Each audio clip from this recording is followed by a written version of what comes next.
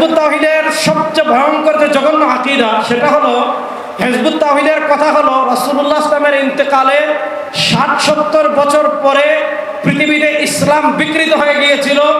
ইসলাম বলে পৃথিবীতে ১৪০০ বছর আর কিছু ছিল না, মুমিন মুসলিম বলে পৃথিবীতে আর কেউ ছিল না।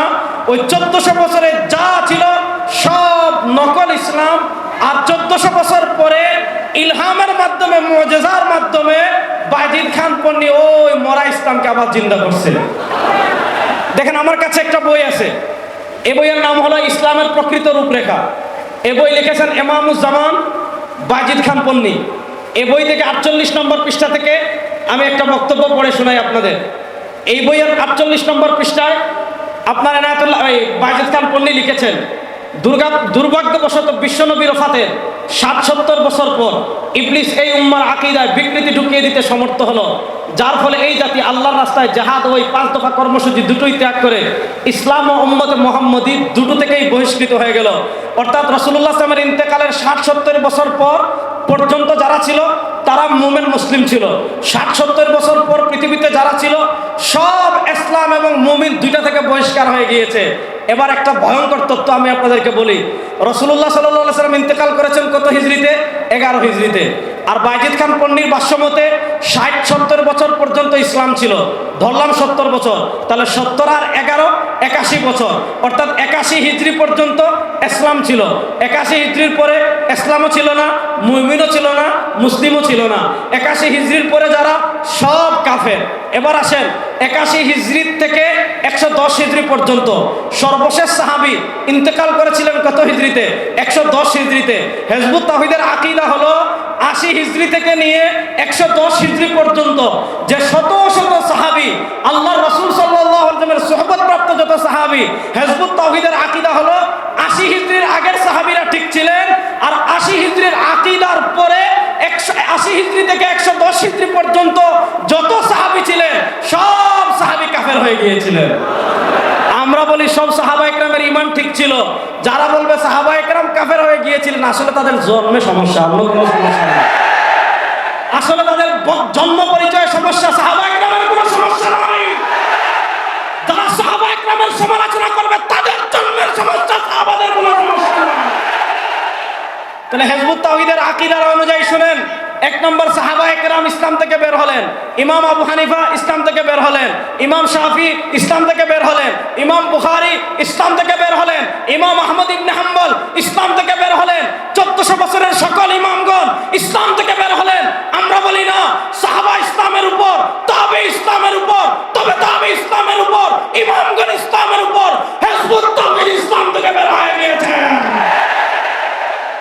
এবার পরের প্রশ্ন বুঝেন, তারা বলে সব ইসলাম থেকে বের হয়ে গেল। তাহলে প্রশ্ন হলো, সবাই যদি ইসলাম থেকে বের হয়ে যায়, তোমরা ইসলাম পাইলে কোথায়? এবার যখন প্রশ্ন করা হলো সবাই যদি ইসলাম থেকে বের হয়ে যায়, তোমরা ইসলাম পেলেন কোথায়? এই যে দেখেন ইসলামের প্রকৃত রূপরেখা, এই বইয়ের ৫০ নম্বর পৃষ্ঠায় বায়েজিদ খান পন্নী কি লিখছে?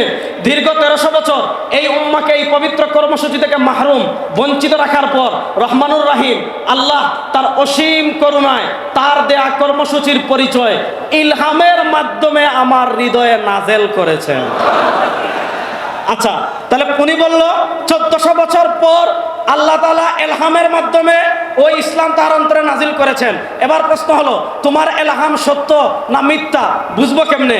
এই তার ইলহামকে সত্য প্রমাণ করার জন্য হিজবুত তাওহীদেরা আরেকটা বই লিখেছে। এই দেখেন এই বই, আল্লাহর মুজিজা, হিজবুত তাওহীদের বিজয় ঘোষণা।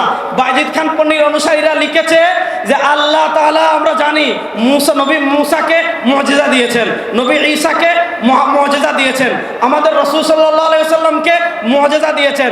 এবার হিজবুত তাওহীদেরা বলে যে আল্লাহ তাআলা হিজবুত তাওহীদের ইমাম বায়েজিদ খান পন্নী যে সত্য, এটা প্রমাণ করার জন্য নাকি মুজিজা দিয়েছেন। দেখেন, আমি এই বই থেকে তো লম্বা পড়তে পারবো না, সময় কম, শুধু একটু আমি আপনাদেরকে পড়ে শোনাই। এই যে দেখেন ৯ নম্বর পৃষ্ঠায় আল্লাহ রাসূল বিদায় নেওয়ার 1400 বছর পার হয়েছে। এই দীর্ঘ সময় তার প্রকৃত ইসলাম বিকৃত হতে হতে এখন আর বিকৃত কঙ্কালটি ছাড়া কিছুই অবশিষ্ট নেই। এমন সময় আল্লাহর রহমে এই জামানার ইমাম জনাব মোহাম্মদ বাইজিদ খান পন্নী আবার সেই হারিয়ে যাওয়া প্রকৃত ইসলাম বুঝতে পেরেছেন। আমাদের ইমাম বলেছেন, বর্তমানে সারা দুনিয়ায় ইসলাম নামে যে ধর্মটি চালু আছে সেটি আল্লাহর দেওয়া প্রকৃত ইসলাম নয়, বরং প্রকৃত ইসলামের সম্পূর্ণ বিপরীত। বলেন নাউজুবিল্লাহ।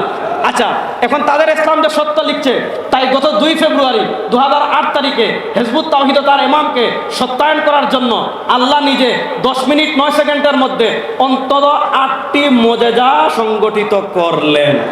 আচ্ছা, এখন আপনি বলতে পারেন যে আল্লাহ তাআলা এমন 8টি মুজিজা কি সংগঠিত করলেন?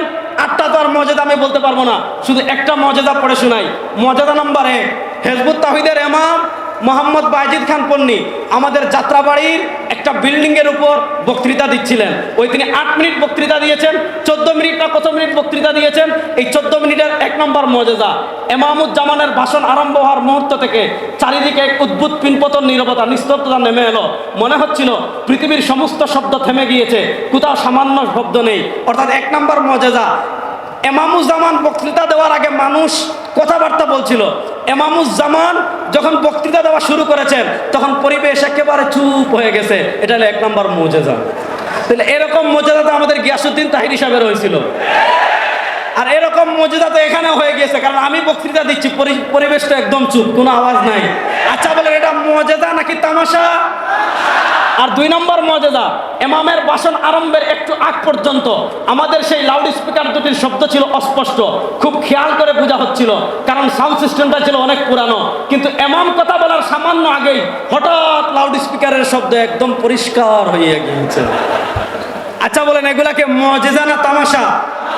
আচ্ছা, এখানে আপনারা বলেন মুজিজা আসে কার উপর? নবীদের উপর। দুনিয়ার কোন মানুষ, শুনেন, দুনিয়ার যত বড় বলি, তিনি যদি বলে আমার উপর মুজিজা আসছে, যদি কোনো মানুষ নবী ছাড়া অন্য কেউ মুজিজা দাবি করে, আপনারা ফতোয়া দেন সে মুসলমান না কাফের? জোরে বলেন, সে মুসলমান না কাফের? এবার বলেন যে হিজবুত তাওহীদ বলল আল্লাহর পক্ষ থেকে মুজিজা আসছে, নবী ছাড়া যাদের উপর মুজিজা আছে এরা মুসলমান থাকতে পারে না, ইসলামের সীমা থাকতে পারে না।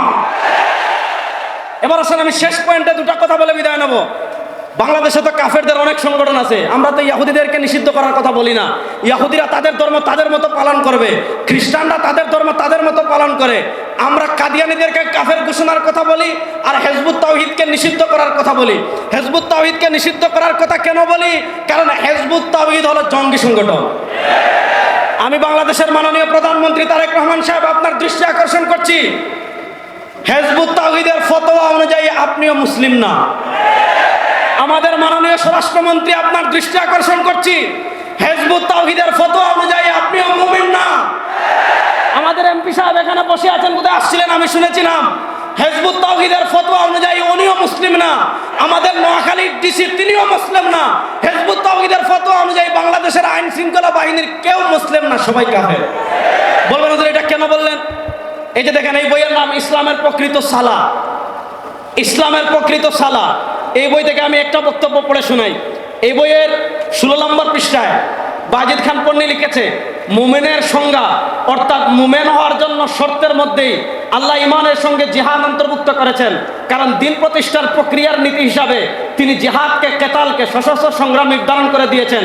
জিহাদ ত্যাগ করলে মুমিনের সংজ্ঞার মধ্যেই থাকা যায় না, আর মুমিনের সংজ্ঞার মধ্যে না থাকলে অবশ্যই হয় মুশরিক কিংবা কাফের।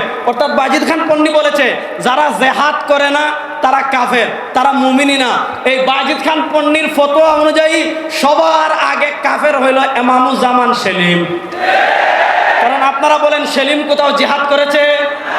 সেলিমের বউ কোথাও জিহাদ করেছে? হিজবুত তাওহীদের কোন সদস্য কোথাও জিহাদ করেছে?